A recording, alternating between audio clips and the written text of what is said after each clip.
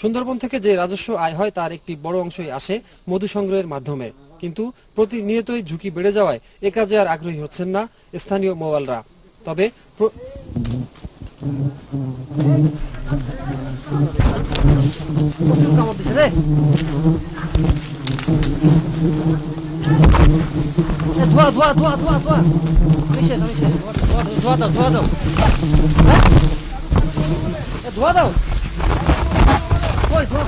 আরে ভাই কামড়ালো, আরে কামড়াচ্ছে আমারে।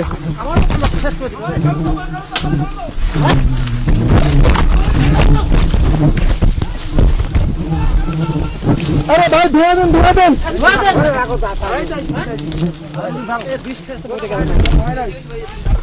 ধোয়া দেন, ধোয়া দেন ভাই, ধোয়া দেন।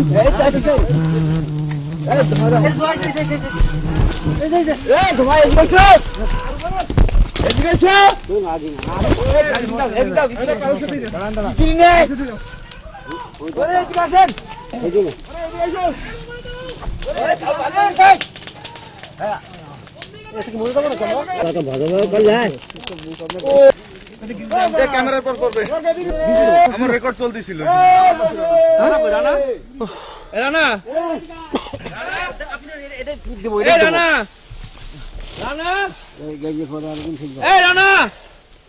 রানা রিপোর্ট কোথায়?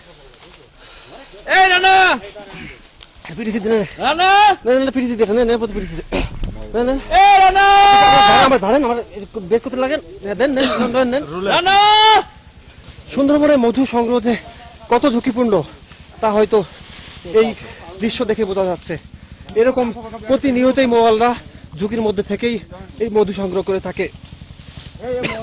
আর পাশাপাশি বাঘ এবং জলদস্যুদের উৎপাত তো আছেই।